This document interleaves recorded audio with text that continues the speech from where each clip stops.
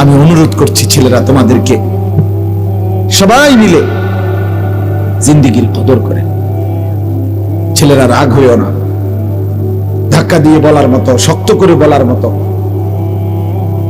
অনেকেই হিম্মত করছে না, যার কারণে তোমরা নিজেদেরকে সম্পূর্ণ স্বাধীন মনে করে নষ্ট হয়ে যাচ্ছ। আহারে বন্ধু, এটা সুখ না। আমি প্রতিদিন বলি, মনে করেন ওই কোনায় আগুন লাগছে, আগুন জ্বলতেছে, একটা ছোট ছেলে যদি 8 বছরের ছেলেটা যদি 1 কদম 2 কদম করে ওইদিকে যায়, আগুনের দিকে, কিন্তু আমরা এতটাই মানুষ, দেখার পরেও কেউ তাকে বাধা দিলাম না, কিচ্ছু বললাম না, তার মাও বলে না, তার বাবাও কিছু বলে না, এ সমাজের কেউ আমরা কিছু বললাম না। আমরা দেখতেছি সবার সামনে ছেলেটা 1 কদম 2 কদম করে করে ওইদিকে যাইতেছে, তাইলে এটা কি তার জন্য কল্যাণ? ঠিক না? এটা কি এই ছেলেটার জন্য সফলতা না? তাহলে চোখের সামনে আমরা দেখতেছি ছেলেটা 1 কদম 2 কদম করে আগুনের দিকেই ঝাঁপ দিচ্ছে, আগুনেই পড়ে যাবে। তাহলে তোমরা ছেলেরাও, বাবা হতে পারে, তোমার মা বাবা পড়া পড়শি দেশবাসী কিচ্ছু বলে নাই, তোমার বলে না, তুমি আছো আর তোমার মোবাইল আছে, তোমার সামান্য কয়টা বন্ধু আছে, তুমি নাচ গান মজা পাচ্ছ নর্তকীর ছবি দেখে, কিন্তু আমারে বলো বন্ধু, একটা ছেলে বিবেক থাকলে বাইব যে তুমি যাচ্ছ, আচ্ছা ঠিক আছে কেউ বললো না আর কি, কিন্তু তুমি যাচ্ছ, তোমার পরবর্তী প্রত্যেক কদম যত বাড়ছে, প্রতি কদম বাড়ছে, তো তুমি আগুনের দিকে যাচ্ছ, তুমি তো জাহান্নামের আগুনের দিকে যাচ্ছ। এই ছেলে, তোমারে বলছি সাদা চাদর পিছনে চাইও না, তোমারই বলছি বেটকাইও না, অপদার্থ। জিন্দেগি শুধু খিচুড়ি না, জীবনটারে খিচুড়ি বানায় ফেলছ। আহা, অসংখ্য ছেলের কোনো কাজ করে না, শরীর একদম স্প্রিং হয়ে গেছে, প্লাস্টিক হয়ে গেছে, কোনো কাজ করে না শরীরে, আর কোনো অনুভূতি শক্তি, এহসাস, বোধ, বুদ্ধি আমাদের লক্ষ লক্ষ ছেলে মেয়ের নাই। কি বলে, কে বলে, কেন বলে, কাকে বলে, সেটা কোনো বিষয় মনে করে না। তার এক কথা, আমার মোবাইল, আমার ছবি, আমার নারী, আমার জিনা, আমার ব্যভিচার, আমার অশ্লীল দৃশ্য, আমার সামান্যদের সাথে আড্ডা ফুর্তি, আমার এই বান্দরামি, আমার পেশাব করে পানি না নেওয়া, আমার জুয়া, আমার মদ, আমার নেশা, আমার নারীর আড্ডা, মেয়ের পিছনে ঘুরা, এটাই আমার জিন্দেগি।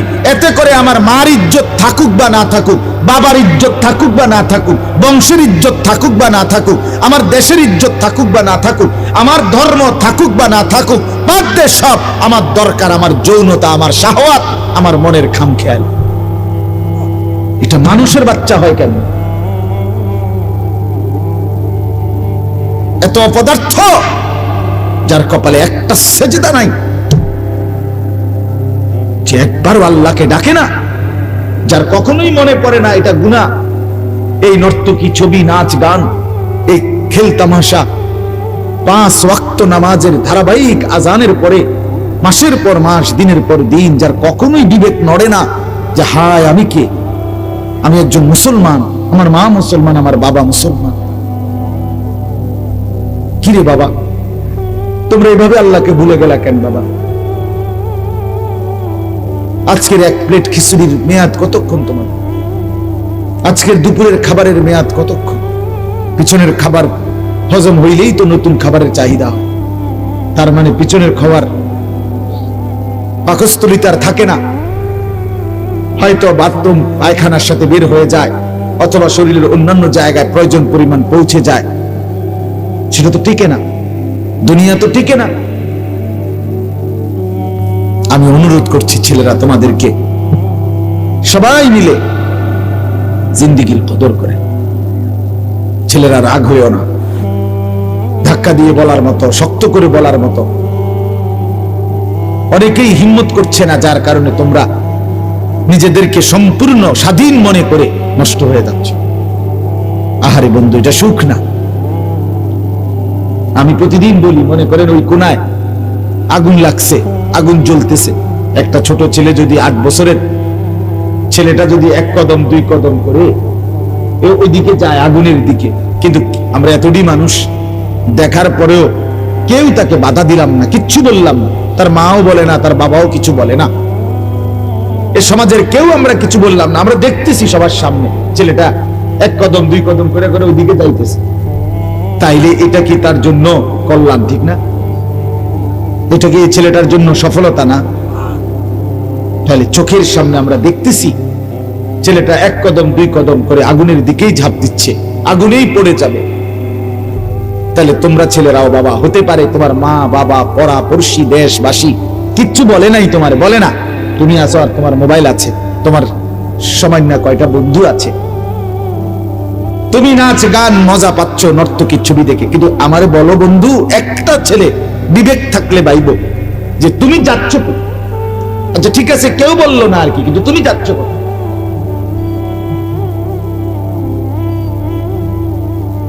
তোমার পরবর্তী প্রত্যেক কদম যত বাড়ছে, প্রতি কদম বাড়ছে তো তুমি আগুনের দিকে যাচ্ছ, তুমি তো জাহান্নামের আগুনের দিকে যাচ্ছ।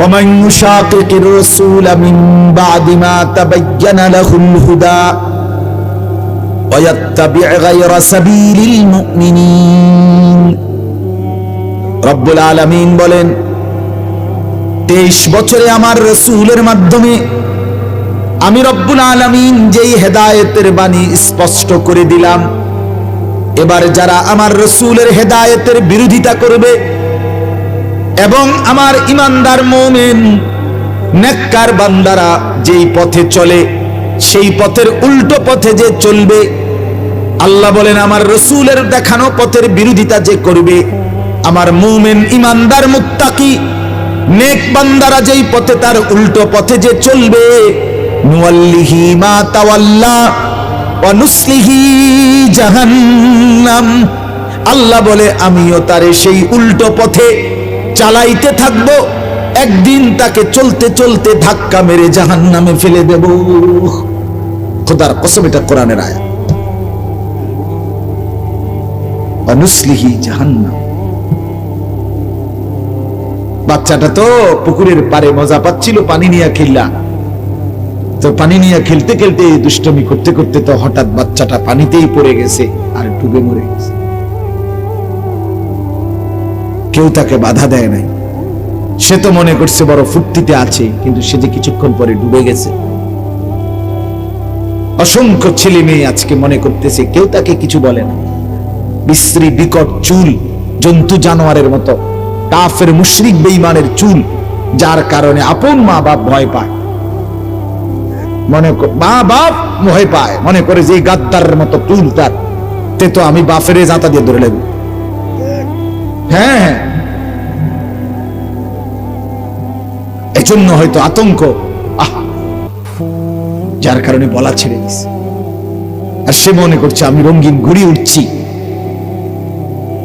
কিন্তু এর পরিণতি কোথায়? এর শেষ কোথায়? প্রতিটা মিথ্যার শেষ কোথায়? প্রতিটা চুরির শেষ কোথায়? প্রতিটা সুদের টাকার শেষ কোথায়? প্রত্যেকটা নাচ গানের শেষ কোথায়? খোদার কসম, নবী বলছে ইন্নাল ফুজুরা ইয়াহদি ইলান নার, প্রত্যেকটা গুনাহ টেনে নিচ্ছে জাহান্নামের দিকে। কিসের দিকে বলেন না রে বাপ?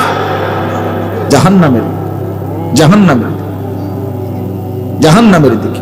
প্রত্যেকটা গুনাহ আপনাকে আমাকে জাহান্নামের দিকে টেনে নিচ্ছে। যদি না ফিরে, যদি তওবা না করি, যদি এই দুনিয়ার হায়াতে থাকতে ফিরে না আসি।